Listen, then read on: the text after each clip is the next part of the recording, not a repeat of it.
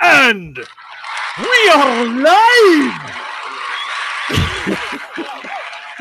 I'm doing a pathetic Scottish whatever the hook. I don't even know what this is. It's like a Scot married a vampire, and then kind of sounds like Fat Bastard. Fat Bastard? Okay, that's it. It's official. My phone is gibbled, man. I don't know what's wrong with my phone. Today, my phone just disconnected from everything. I can't make phone calls. I can't do nothing. But welcome to the Crafty Boys. This is episode 155. And Alan's here. Dave is here. I don't know if Locke is going to be here, but Locke might actually be in this city that I'm in a couple of days, I think. Not entirely sure. His schedule is a little fluid, but he might show up tonight, but he might not. But that's okay because we have beer tonight, and the beer, lots of it too. I chose this because I fixated on mango for some reason this week, and I went for another choice of mango beer, but realized that we had actually kind of covered it back in episode 10, but not really. Mainly because I think we had, if I remember correctly, we had like 3 beers that particular episode, so I don't actually know what it was that we used. But that's okay, because I found another mango one, because it was, I remember seeing it on the shelf at the beer store. And so tonight, we're looking at Howe Sound Brewing's Super Jupiter Mango ISA. So basically what this is, I don't know. I'm trying to figure what the Jupiter means. But anyway, a light and refreshing ISA with notes of mango and tropical fruit. A clean malt profile lets a large dry hop and natural mango flavor shine through. Now, if you guys know Howe Sound, full disclosure, one of the reasons I was thinking about Howe Sound is because on Monday morning this week, we had family in town, and I took one of them on not jet skis, Sea-Doo, like a tandem Sea-Doo, like a 3-seater kind of thing. Oh. And we actually started in at Granville Island and went out to Bowen Island, which is the Howe Soundish area. So I was thinking of Howe Sound Brewing because I wanted to know where the brewery was. But that's okay. Squamish. It's are they in Squamish? So they're actually up that far. Brewery. It's pretty cool. Okay, cool. Cool. So have you guys had this beer before? I'm assuming not. I have not. I don't tend to get the House Sound because it's a lot of beer. I think we should discuss that topic after you guys try the beer. So Shane and Dave have the beer. I have the beer as well. It's sitting in my fridge, and it turns out I have to have a medical test tomorrow, so I'm going to abstain from... He's not allowed. His doctor's like, don't drink beer within 24 hours. So I'm going to abstain from having it in this program tonight. I will have it on the weekend probably and report next week.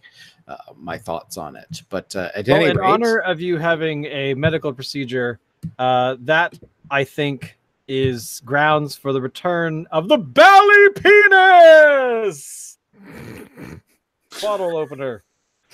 Just grip your bottle opener, shake it real hard, and then oh god, am I using this wrong?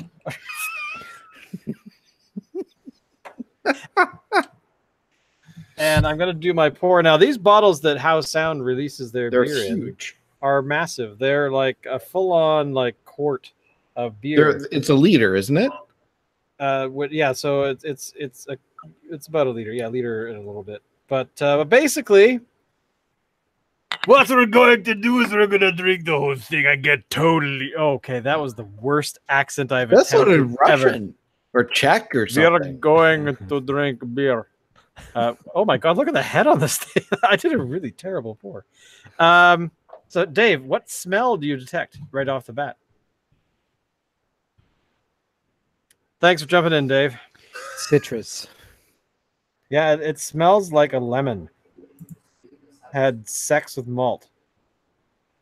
I don't know what it is about me and malt and beer ingredients having sex with each other, but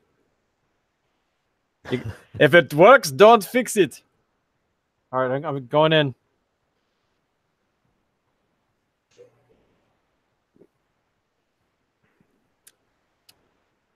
Wow.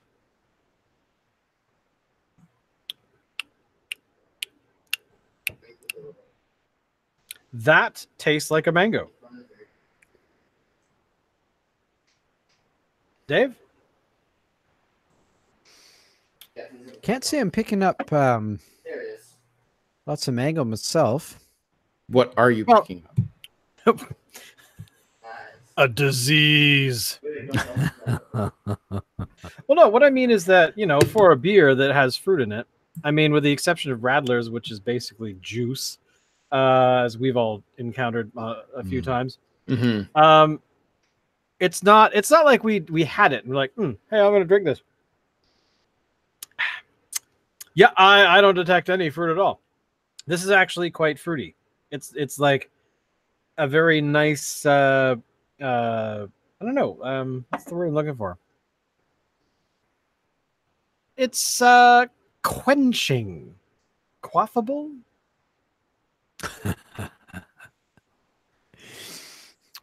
I'm noticing a fair bitterness on this one.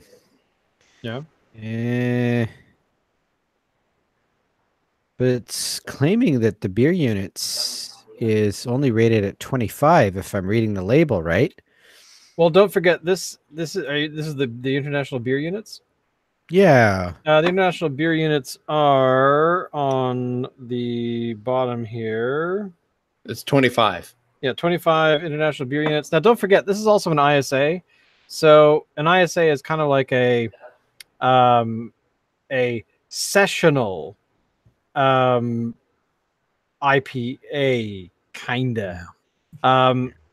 It sort of falls into that. I mean, I think it's called like an American IPA, where the IPAs that we get, at least on the West Coast, are not. They're more of a European, not European. What's the word? Northeastern, which is basically like a punch in the face hop kind of thing. Yeah. Where these are people that like the flavor and the sort of I don't know, intensity of a hoppy beer, but it's toned down. I mean, Yes. Granted, we have this one, which is mango.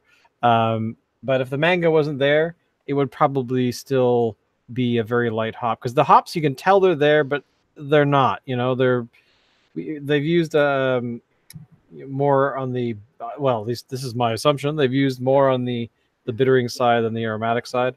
Mhm. But yeah. An Well, they've ISA actually- to me is an approachable IPA. I'm just curious Like if they actually have the. Yeah, it doesn't say. Yeah, it doesn't say. Sometimes the beers list the actual hops that were used in the brewing process, but they don't on this one. Sorry, you were saying, Alan. I was just saying that I always considered an ISA to be like a light IPA, an approachable IPA. Yeah, I could go for that. I think it's also, I mean, this is the thing, is that it's also kind of a light,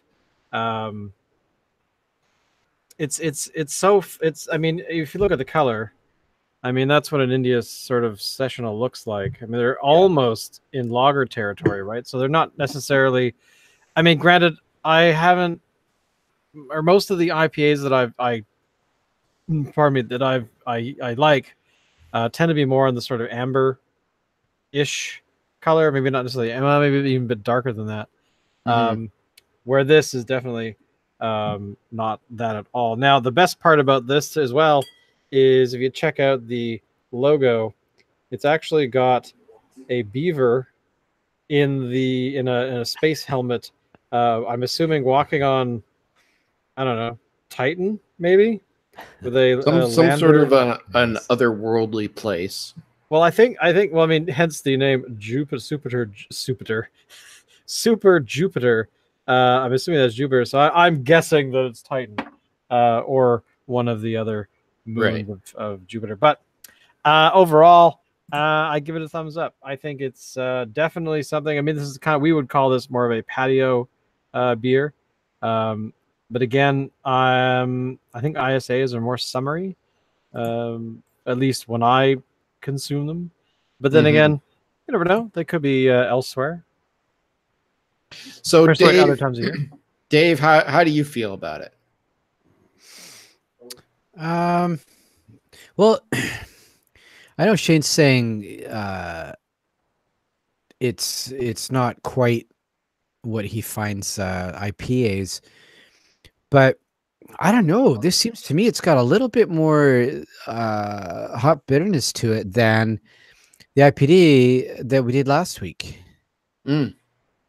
That seemed, because I don't know about you guys, but that seemed a little smoother for an IPA. Okay. Maybe not the smoothest ever. I can't, I certainly don't have lots of IPA tasting experience, but I don't know. I think left to my own devices, I don't know if I would get this one again, but it's not bad, and it is nice and light, which is, for this time of year, that's definitely a bonus. Right. And is it me, or is this thing unfiltered? Because it sure looks like it. I would go with unfiltered, yeah. It looks unfiltered based on what I'm seeing it through the camera. Yeah, it's really cloudy. I like the color. I like the look of it. The color's nice. I mean, the malt they were using is most likely a wheat malt, maybe? No, a wheat malt.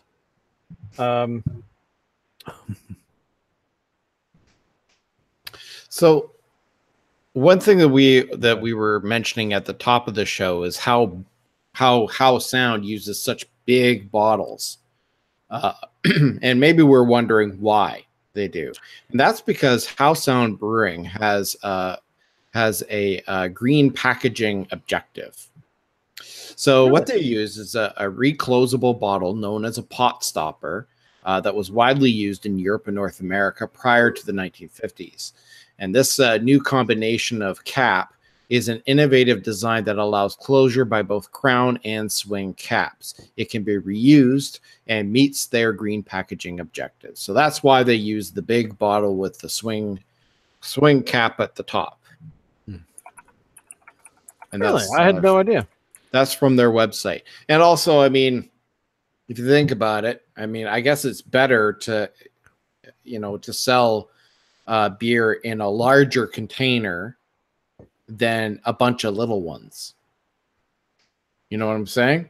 Yeah, I totally agree. So, I mean, from a green, eco-responsible point of view, I guess that is the way to go. Now, I do question why they're maybe not going to bomber bottles, which seem to be a lot more common, and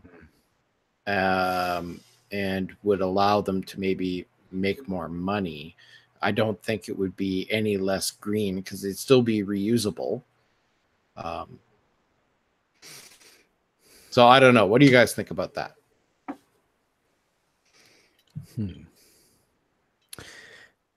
Yeah, it's a fair question, I think. I'm not sure. Because honestly, I think I said this already at the top of the show. I don't typically get the Howe Sound because it's more beer than I would ever want. Yeah. Really. And yes, I do like the idea of the lock cap. That's really cool. Yeah.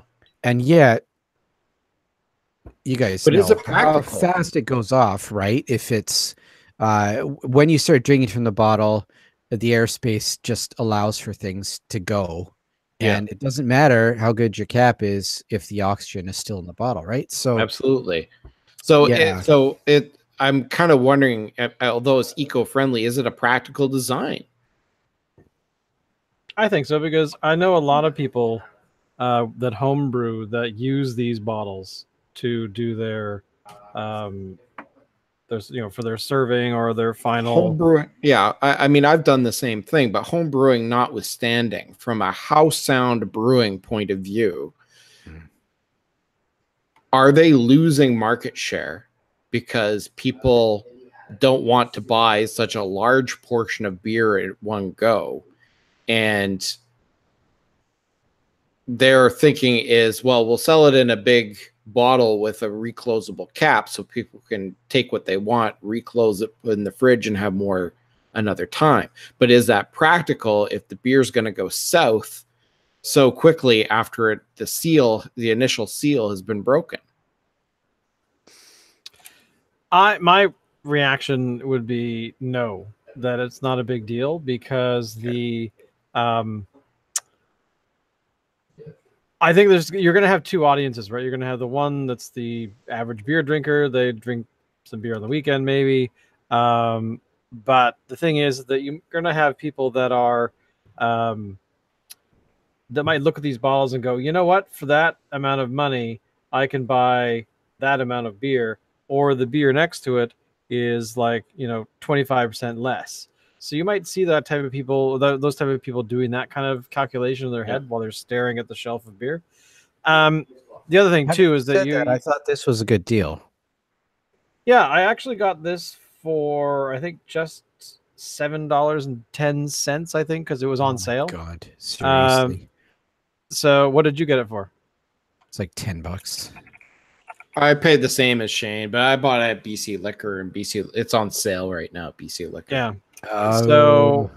So that's kind of the benefit, I think, of some BC Liquor deals, is that you can actually get them sort of consistent across the store. Yeah. Again, they have to have it in stock and stuff like that. So, but what can you do? But yeah, I have actually seen it upwards of $10, $11 at private liquor stores. And you know what? House Sound makes some really good stuff. They're going to be at Beer Fest this year, but their Rail Ale Nut Brown Ale is one of my favorites out there. Again, I don't buy it as much as I would like, because it's just so much beer to have in one sitting. It's too much for me. Their Mega Destroyer Stout is also really, really good. But again, same problem. One of those bottles in a sitting, and I'm done. I'm toast. So it's a lot of beer. It's more suited for drinking over a longer period of time. Like, say, if you're going to be at a long party that's going to be several hours, and you're looking for something that's going to last you, from 6 o'clock until maybe 11 o'clock, you may want to pick one of these up. But if you're going to have a beer with a buddy over a couple of hours, it's probably not the one that you want, because you're going to be stupid afterwards. You're going to be stupid after. Well, yeah. I've had my beer, and therefore I get what you're saying. I mean, there's going to be definitely the contingent of people who go, I like beer. I like beer a lot. I like that. Go sports team. But I mean, there is a particular amount of value in House Sound's product. I think for the volume, you're actually getting a pretty good deal. I think so. I mean, there's a good 20, 30%, 40% more beer, depending on how big the can is, and that kind of stuff.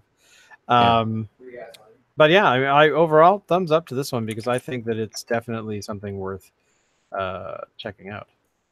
Do these guys make Fat Tug, by the way? Can't remember who does Fat Tug. No, Fat Tug is generated by Driftwood. Thank you. Driftwood, right. In Victoria.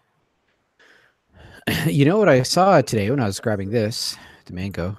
6-pack. Fat Tug. A Fat Tug, yes. I hadn't seen that before. They are slowly making their way across BC. Now the Fat Tug is available in 6-pack cans. It's actually a pretty good deal. I think they're about between 13 and $14 for a 6-pack. And if you compare the cost of the 6-pack compared with the same volume from the bomber bottles, I think you get a bit of a better deal with the 6-pack in most cases. Right. And it's also it's a very portable type of container. It's ideal for camping. I mean, who wants to pack bomber bottles on a camping trip? You know, the aluminum cans are lightweight, easier to get rid of. It's just a better overall packaging solution. Now, I mean, if I'm at home, I'm not going to have Fat Tug in a can. I'm going to get a bomber bottle. But if you're out hiking or doing whatever, I mean, having it available in a 6-pack of cans that's awesome. Mm. Even better would be 4 packs of tall cans.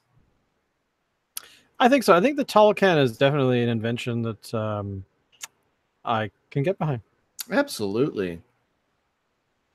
And buying single tall cans like we did last week with the IPA that we had last week, you know, those tall cans, they can run anywhere from like as little as $2 to, you know, maybe $4 or something. I mean, that's huge value.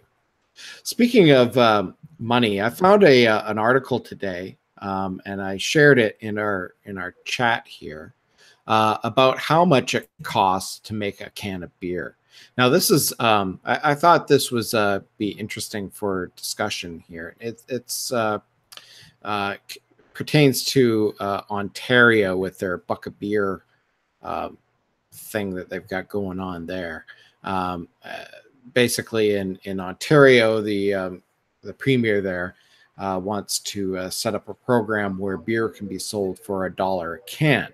The craft beer brewers in Ontario are coming together and saying, no, we can't afford to do that. So what they did is they broke down the cost to produce 1 can of beer, and this is a 355 ml can. It breaks down to 6 cents for chemicals, filtration, lab supplies, and CO2. 9 cents for provincial recycling tax per non-refillable container. That's strictly an Ontario thing. I don't know what it would be in BC. It's 10 cents per can label. 20 cents for the ingredients. That's interesting. Only 20 cents for the ingredients. 20 cents for a provincial excise tax. 22 cents for the aluminum can and lid. And speaking of which, that amount will go up shortly. And 82 cents to cover utilities, rent, salaries, and employee benefits, for a grand total of $1.69 to make 1 can of 355 ml can of beer. And so that doesn't include things these like guys would happily swallow 65 cents per can. Yeah, 69 cents. 69 and that cents. doesn't even include other possible expenses like general operating expenses, equipment investment, bank interest, or financing costs. What about distribution? Was that covered? That was not covered either. So distribution would be extra on top of that. Oh man. So I mean, if you look at it, if you're buying a 6-pack of Fat, let's just assume that the costs are similar here in BC. Right. If you're buying a 6-pack of cans of Fat Tug for $13 to $14, and it costs $1.69 a can to produce, their profit margins are pretty thin. Yay. Which kind of goes to show that this buck of beer plan in Ontario can't fly. No. Not without some severe, laying lowering of quality or curbing the quality of the product or well, I mean, it's like anything, right? If anyone tries to sell a product that's, for less than costs to make it, then You get what you pay for. Exactly. It's like, what is the point? I mean, there's only some things in the world that I think, at least in our Canadian society, that should be subsidized. Things like public transit, libraries, beer. Because some of these things, no matter what people say, not everything needs to turn a profit. But they're all equally important. I was just reading Northam, England, or in the UK. I don't know where it is, to be honest. But I did read something in the Forbes or New York Times. I can't remember. Just earlier today, where the city and the region is basically so cash strapped that they want to close libraries, and so a girl age 11, 12, somewhere in there, and her parents took the city to court, and the court in the UK said, I know you guys think that there's some logic to closing libraries because you can't pay for them properly, but you actually have a legal obligation to maintain them and keep them open. So, surprise, let's now dig into your finances and see where that money is going. And apparently it's turning up some ugly things. So, but anyway, they can no longer close the libraries. And this is the thing, is that in our country and in the UK, there's a lot of sort of common things where libraries are the most important thing, because it's supposed to be able to provide access to knowledge to anyone, regardless of their financial status in life. And that sounds like communism. Commies. But yeah, I mean, this is the thing, right? It's so incredibly important. And every time so far, at least in recent memory, every time I've read something where library systems are trying to be closed, it always comes back to some sort of embezzlement, some sort of cooking of the books that is some wrongdoing is going on. And I hope that that's not the case in this particular thing, but you never know. I mean, it could very well be the same story all over again. But my concern about that kind of stuff is closing libraries is bad. Do you guys use your actually, I was going to say Victoria Library, but you don't live there yet, Dave. Getting there. So do you actually have any thoughts about using libraries? Do you use them at all? Like, what's your sort of libraries rock? They're awesome. Keep them all open. Yeah. What about you, Alan? I love libraries. My library, unfortunately, due to some sort of clerical error, seems to think I took out a book about lions several years ago, and is angry that I have not returned it and want to charge me a bunch of money for this book. I did not take out a book about lions. I've never had any interest in lions. Why not? Know. They don't interest me. I don't use the library anymore because I'm too cheap to pay for a book that I didn't take. Does that make me a bad person? Am I bad for not wanting to pay for a book that I didn't take? Well, if I were to criticize you for not having dealt with it, it would be because you should just walk in there and be like, I didn't take this book out. I don't know why you guys think I took out this book. I have never taken out this book. I do not understand what book this is. Fix it. If I took the book out and I lost it, I would pay you to replace it. But I didn't take it out. So I'm not paying you nothing. I ain't paying you. See what my vocabulary is doing? I am so livid here in the library foyer that I am pissed off so much that I'm losing the ability to enunciate and use proper grammar to speak to you in a logical. See, I'm so livid. So this is what I would do. I ain't gonna take this crap no more. So this is what I would do. I would go into the lobby and I would say very quietly, I didn't take out this book about lions, and I want you to remove it from my thing. I'm not paying for it. And if you don't do this, I'm going to yell out, there's rats in the library. Rats everywhere. Rats. I don't know why this made me think of this, but measles. Measles? Probably rats and pestilence and things. Weasels. Well, no, I was just, again, reading the news is a stupid thing. I should never really do it. But the article that I read either before or after the one about the libraries is about the resurgence of measles in the U.S. That's been happening of late. And apparently like 20 or 25 states have got measles outbreaks going on, or at least have cases of measles. And the other day, my in-laws showed up to hang out with us for a few days here in town, and they went through YVR at around the same time that YVR said a couple of days later that to say, hey, by the way, somebody with measles has gone through our airport heading back to the US. So airborne, hopefully you got your vaccinations, you know? Oh. So yeah, it's kind of stupid. And it got me thinking about what kind of booster shots I should really be getting. Because I'm, apparently I'm potentially okay because all my vaccinations were post 1970.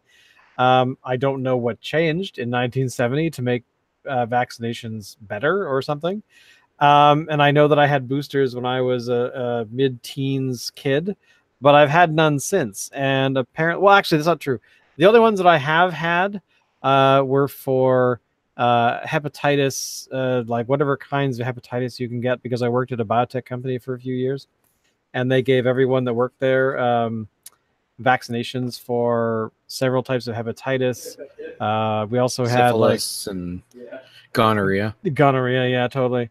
So I've had those, and just a couple of years ago, I had my tetanus because I don't know if you can see it, but there's a scar right there when I fell out of my shower. So did you get a boo boo? I do have a boo boo. Actually, when I got out of the shower, and my foot went one way, and my foot that was out of the shower, when you put your foot down on a mat that's designed to, absorb water and not let you slide anywhere, it went forward by like 2 feet. So I did the splits, and when I fell, I was kind of impressed with myself because I fell in kind of into a push-up position, so I didn't actually hit the floor. But on the way down, that part of my arm caught the metal piece on the door, where the latch goes into, and it just caught me a good one. And I just saw deep red blood sort of start pouring out of it and like all over the floor. And I just got up and I said, I need stitches. So it didn't really hurt either. That was the weird part. So yeah, so I got a tetanus shot for that. But other than that, I'm beginning to think maybe it's a good idea to get some new vaccinations. Yeah, I mean, I had vaccinations like everybody else in grade 9. I think it was grade 9. But like, I have this aversion to needles. I hate needles. And I have not had those vaccinations again since then. So like the measles, rubella, all that kind of stuff. Mumps, all that I kind of have stuff, not had that vaccination since grade 9. I don't even know if I'm supposed to. Am I supposed to go get it again? Well, that was the thing, is that so I was actually, I'll bring up the page here. So, you bring up the page. Let's see. Canada. While he's bringing up the page, Dave, have you had you had those vaccinations at grade 9, right? I'm trying to remember. As soon as you said that, I'm like, okay, so I need to go back. Maybe they gave you something else. Yeah, maybe. Maybe. Why have you had any vaccinations since you graduated school? I did get something done a few years ago for traveling. Gonorrhea. I'm trying to remember what I got. I do not remember, but I clearly remember I did get something, and it was relatively recent, actually. But I clearly remember getting the shots in elementary school because we got a number actually of shots in Yeah. elementary school, and I remember in elementary I school. hated it. I hated it. absolutely hated it. I'm not that bad with needles anymore. Oh, I've, over the last few years, I've had to go and get a few basic blood tests done, right? So you go in, the phlebotomist does their thing, right? I'm not going to I claim heard to be the lobotomist. Phlebotomist. Yes. I heard Thank you, lobotomist. I thought, He knows. wow, so you went in to get your head checked out? Yes. Well, apparently, according to the Canadian government, the medical wing, the whatever they're called, the healthy living people, that they say that if there's a chance that you potentially missed an immunization for something as a child, or if you can't remember, it's not a terrible idea to do it because they have other vaccines that have come around since the 70s. So the ones that you might need as an adult include diphtheria, which I think I know. I'm pretty sure I've had that one. I've got that one. Hepatitis A and B, which I've had. The one that I don't know if I've had is one for shingles, which apparently only really get when you're 60 and above. There's this HPV apparently for people 26 years and younger. I remember reading That's something. new. Yeah, so apparently HPV is something that I was reading that because I actually was thinking, should I get this? Like, this is, I know that I've never had it, so this is something maybe I need, but apparently not. Apparently, adults, it clears up on its own or something. I don't know. But if you're younger, for some reason, your immune system's not quite there yet. Anyway, flu shots every year, which I've only had one or two in the past decade. Measles, mumps, different meningitis ones, whooping cough, polio, and one for chickenpox. Now, the one for chickenpox, actually, I was reading that it's something that adults should get because even though if they've had chickenpox years and years ago, as an adult, especially for when you're a senior, chickenpox can actually it can start, but then it can mutate and become shingles. Mhm. So, or somehow activate the herpes virus that causes shingles if you have it, supposedly. So, I mean, I'm not a medical person. Ask your doctor. But essentially, yeah. So anyway, all that said, it basically winds down to if you're not sure, there's no harm in getting them done because some of them are free, some of them you have to pay for. Right. But essentially, it's But never if a you terrible get thing. if you get like a shot that you've already had before, you're not going to grow like a third head or anything, right? No, just only a third testicle. Right. Because that's basically how diseases work. It goes straight to your nuts. Yeah. So, Yeah. Dave, I know Even you if had you're a woman? Oh, I hadn't thought. Maybe they grow them? Oh, my God. Or are No, we don't do it. Don't stay away. Are we talking about ovaries with the ladies? They Probably, get an extra probably, yeah. ovary or something. But essentially, yeah, I mean, it's never a bad idea to get them done because, especially, I mean, I'm actually was interested about when I was reading about, things that you should really get when you're a senior and that seems like the list grows every year. But yeah, so if you Okay, let me PSA ask from you the guys Crafty this. boys, if you're drinking beer this evening and you want to have your vaccines done, do them. It's a good idea. So take it from us. All right, speaking of aging and medical stuff. Okay, so we're all of us are north of 40 now, right? Yep. Yeah. So who here has had DRE? Do you know what a DRE is? No. I want to know, but now I'm scared. A digital rectal exam. Oh, digital, like to check the whole prostate and all that kind of stuff. Yeah. So I haven't. But the one reason is that I haven't wanted to. Actually, that's not entirely true. So you have wanted to. I actually have had one. I was a teenager at the time, and I was having gut pains for some reason, which was probably stress or something. But They never did figure out what it was, but yeah, I remember going to the hospital because the pain was so bad. I was like, in a a fetal position, but I was vertical, and that was the only position I could get in where it wasn't painful. And because if I stretched out, it was painful. If I was moving around, it was painful. So my parents, my dad took me to the hospital at VGH there in Victoria, and he took me there, and we get there in the ER, and they're like, "Okay, so what's going on?" He's like, "Oh, he's got severe pain, in the upper abdomen. We're not sure what's going on. It's probably stomach, but we don't know. That's why we're here." And so anyway, so the doctor comes in, however long it was later, and he puts on the glove, and all I hear in the room, no one says what's going on, but all I hear from my dad is, "I'll be outside." And then he starts to laugh like a maniac. And then all I hear is, "Just relax." So, but yeah, no, it's probably not a terrible idea that we're at the age that we're at. We should probably get these things checked, which actually above 40, I think it is the sort of the year you're supposed to start thinking about it. Yeah. So, no, I haven't had it done, but I also haven't had a doctor, like a GP, until a couple years ago. So I didn't have one. You had for a couple years then.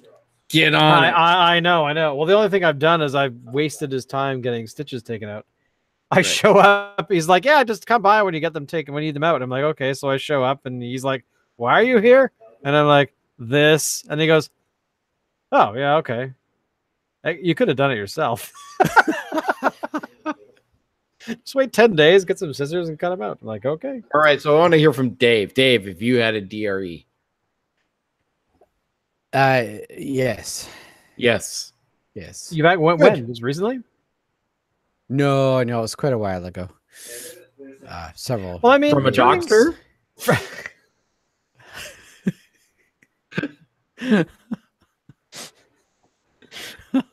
I just want to stress. I meant from a doctor.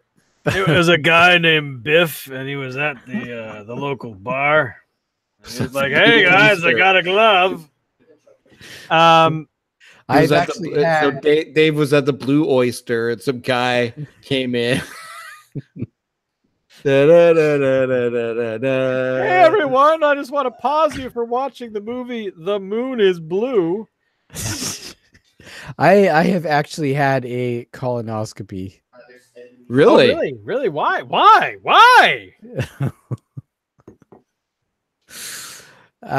Because there was some serious enough issues that they wanted to have a real look at what was going on. So yeah, it sucked. I do not recommend at all. So and how did the colonoscopy suck? I want to know this. Well, and I think most people say this, the procedure itself is actually not a huge deal. It's the prep. That's the one where they blow air into your innards and like to inflate things a little bit. Is that right? Yeah, they have to in order to get the camera up, as it were. Well, yeah, no, a friend of mine had it done a couple years ago, and he was telling me that actually he was posting on the internet saying, this is something that I decided to get done because I think he turned 45. This is a few years ago now, and he was saying that, it's something that we should really do every couple of years because the increase, I guess Alan, actually, you'd know more about this than I would, but, there's apparently an increase in a lot of gastrointestinal sort of cancers and things like that.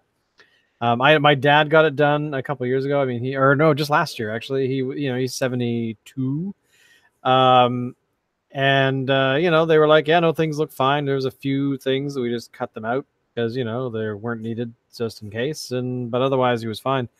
But yeah, no, I'm definitely, in the last, as you guys already know, in the last 5 years or so, I've had two friends that I've known that were 41 and 43 that were like, yeah, so I found this thing here and I found this thing here and now they're both gone. So Wow. it's not awesome, and it does remind me that every so often I go, yeah, I should really go and get a camera up my butt and the camera down the. Although I don't know, they don't need to do the one down the throat. I don't think. Only if they figure there's something wrong down there. Exactly. So, but basically the up the chute, as it were, is never a bad thing, because you need to. I'm not a hypochondriac, but I know when there's something wrong. Like you go, oh, that's unusual. I haven't had that. I haven't had that pain before, or that discomfort, or whatever it might be. So I tend to be. I don't know. Maybe I'm a little more attentive than I used to be about that kind of stuff. So, as you guys know, I work in cancer care. So, anytime any of like me or any of my coworkers, anytime we have something wrong medically, we immediately go to cancer, and then we work our way from that.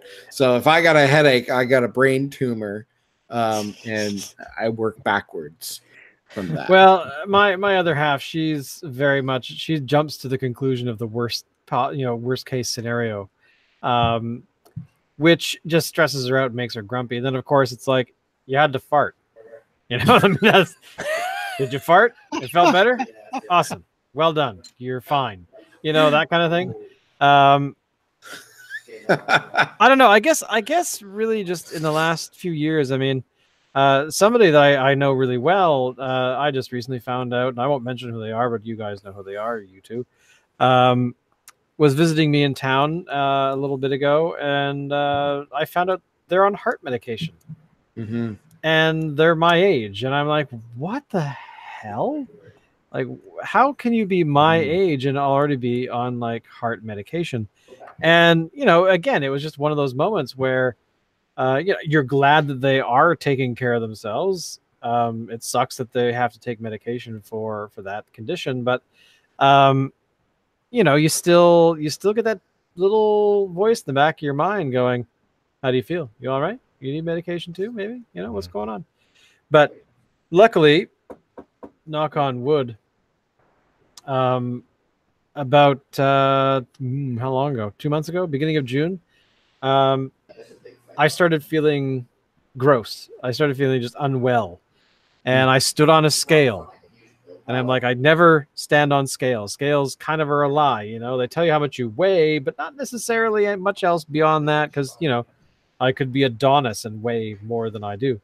But I know that I'm not Adonis, so therefore I conclude that there's a little too much around the tire, So I stood in the scale, and I'm like, oh my God, I'm 210 pounds for 5'4". That's just brutal.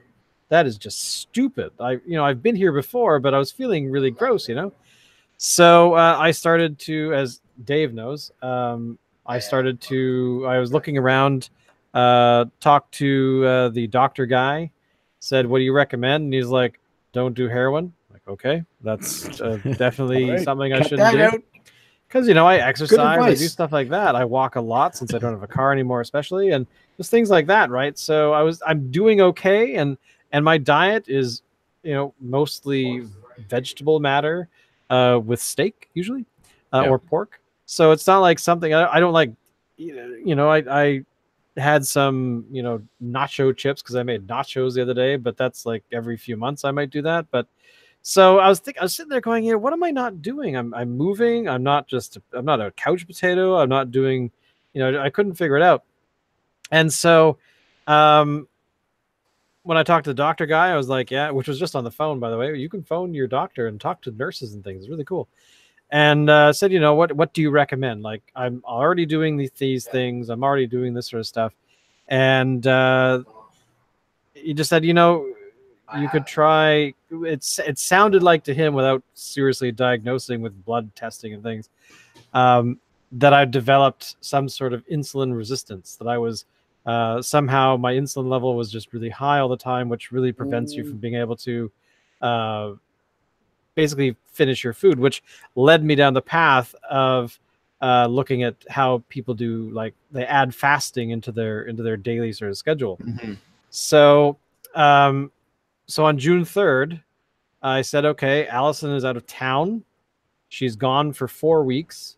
This is the time to start something that's sort of crazy, because when she gets back, she's going to be like, what the hell? And I said, yeah, so I told her about it. I said, this is what I'm doing. And she still doesn't quite understand it. But essentially all I've done is I go from noon until 8 o'clock is sort of the window I've chosen, which I shift it once in a while. If I go out for a beer late at night or something, then I'll move it around. But essentially, that's all I've really done is I've just changed to eating in an 8-hour window. And then for the other 16 hours, I don't eat. I drink water and that's all. And that made an immense difference just after the first 3 days of like, oh, I got headaches. Oh my God. Which apparently is like insulin just being like killing your system going, I need sugar, bitch. What's wrong with you?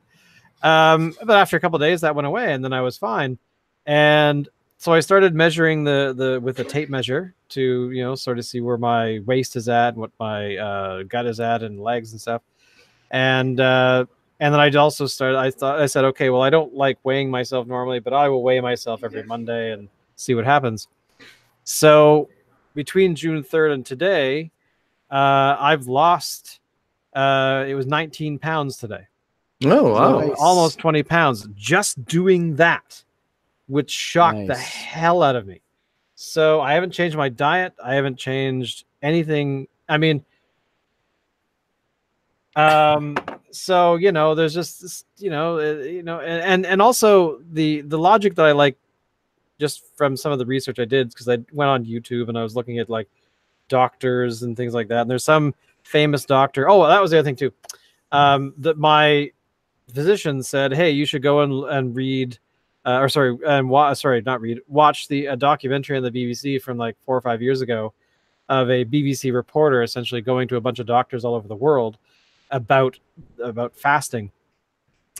And it made sense to me. It just because all of them were saying you're just delaying when you eat. So you're giving your body time to bottom out on insulin. And then, it then says, I need glucose. Oh, what's this shit in here called fat? We'll go after that now. And you just give yourself like 4 to 6 hours of that. And then it just starts to use your body fat rather than relying on food intake. So I do recommend it. I've forgotten the name of it, but if you search for like fasting BBC, you'll find it. It's all over you. There's like several versions of it all over YouTube. And one of the doctors they talk about is some dude in Ontario who's like a big, huge, world famous, written books about it, proponent of glucose, insulin resistance, and how fasting actually allows your body resting time essentially.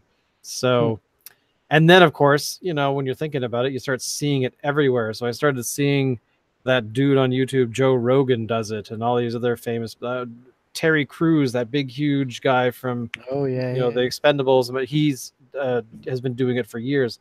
So, it's just that thing where, because the big thing is it's not about the loss of fat. It's really about the fact that your pancreas gets a rest. And if you are always pummeling your pancreas with things that it has to produce insulin for, that's where it gets overtaxed. And that's where pancreatic cancer comes from.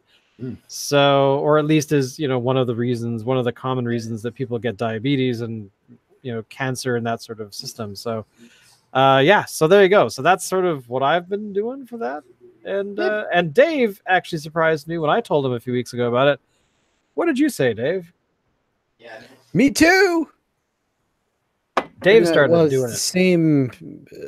My window opens, if you will, at 11. But yeah, it's the same thing. 8-hour period where I can chow down.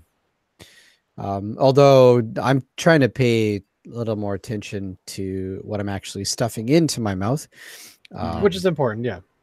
I mean, the benefit that I have is that for the longest time, Allie has been probably about 2 years now, started baking our own bread.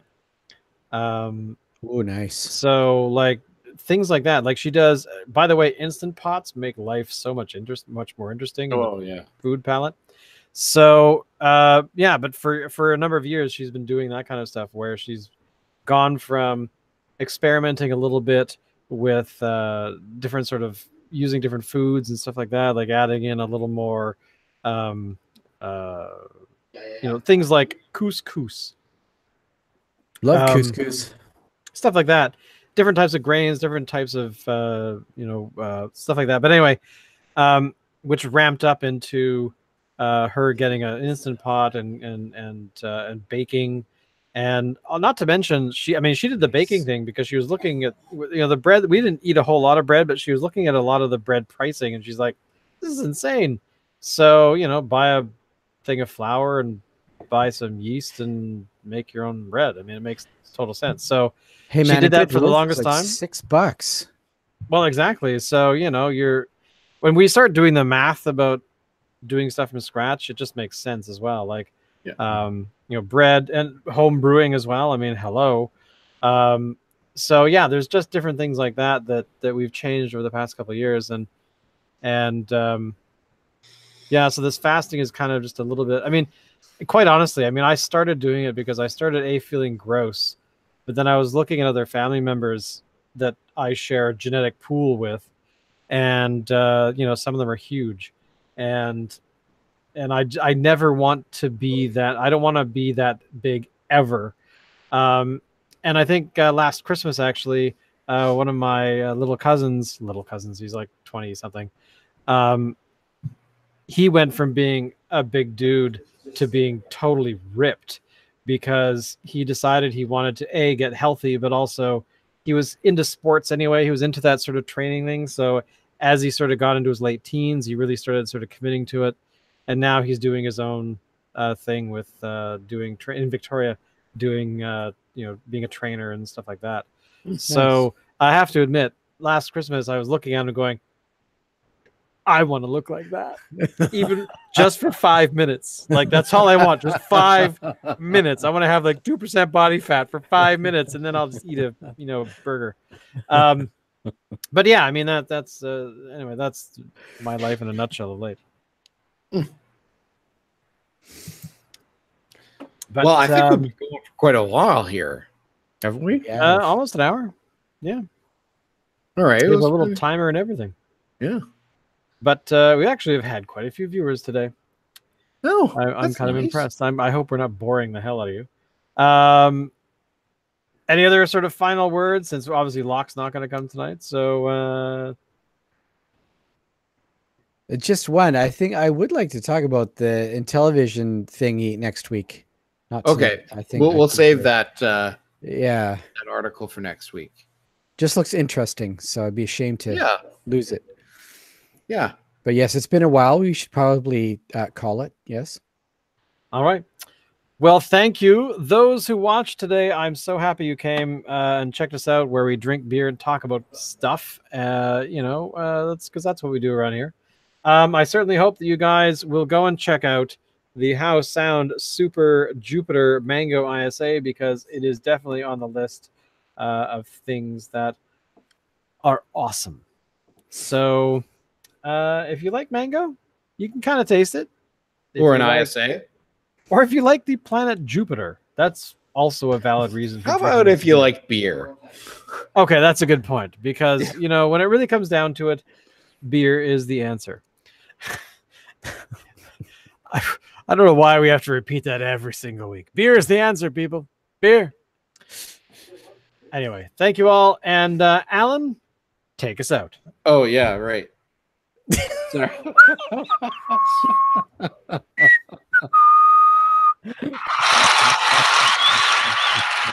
Bye.